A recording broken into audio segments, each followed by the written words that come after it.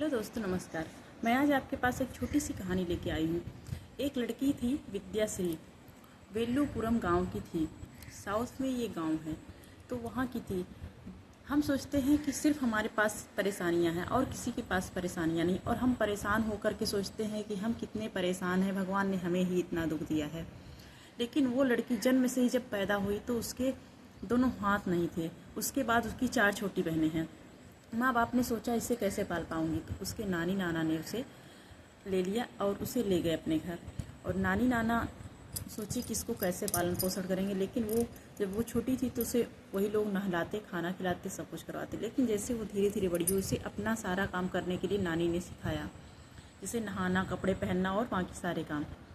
तो धीरे धीरे अब वो नहा लेती, कपड़े पहन लेती, अपने कपड़े धुल भी लेती है, तो ये सारे काम कर लेती है। अब वो एमए कर चुकी है। तो देखिए, एमए कर चुकी है और नानी उसकी सोचती है। अब लोग उससे, उनकी नानी से पूछते हैं कि आपको कैसी मदद चाहिए, तो उनकी नानी बोलती है कि हमें सिर्फ इसको पढ़ाने के लिए, इसे पढ़ाने के लिए चिंता हो रही है, इसको पढ़ाने के लिए ही सिर्फ मदद चाहिए और किसी प्रकार की।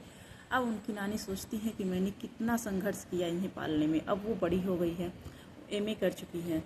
मुख्यमंत्री से उन्होंने शिकायत पत्र, एक एप्लीकेशन लिखा था कि मैं अपने परिवार, उनका परिवार बहुत मुसीबत में है, तो कि मैं अपना परिवार या अपने परिवार वालों की मदद कर सकती हूँ किस प्रकार से।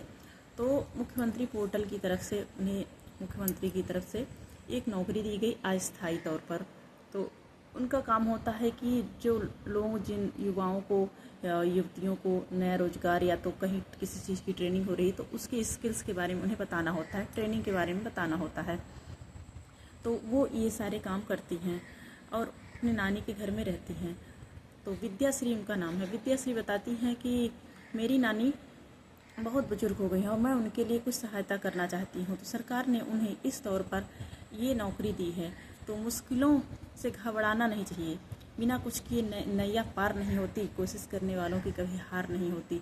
जब वो लड़की जिसके दोनों हाथ नहीं है और वो इतना सब कुछ कर सकती है, बड़ी हो गई, एमए कर लिया उसने और एक नौकरी भी पा ली है उसने, और वो ये सोचती है कि मैं किसी तरह से अपने घर वालों की सहायता कर सकूं, अपने परिवार वालों की, वो इतना सोच सकती है एक दिव्यांग होकर के।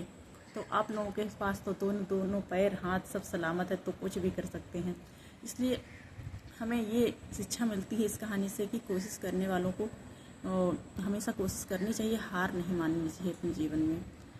हमारे सामने कई मुश्किलें हमेशा ही आती रहती हैं। कहानी अच्छी लगे तो सब्सक्राइब कीजिए। कहानी सच्ची है, घटना ये सच्ची है। साउथ का एक वेल्लुपुरम गांव है, वहाँ की है। अब वो इसमें अरकोट में अपनी नानी की गांव रह रही है, विद्याश्री। तो अच्छी लगे तो शेयर कीजिए, कमेंट कीजिए, सब्सक्राइब कीजिए। धन्यवाद दोस्तों। ये मोटिवेशनल स्टोरी हम अपने लिए और आपके लिए लेके आते हैं। धन्यवाद।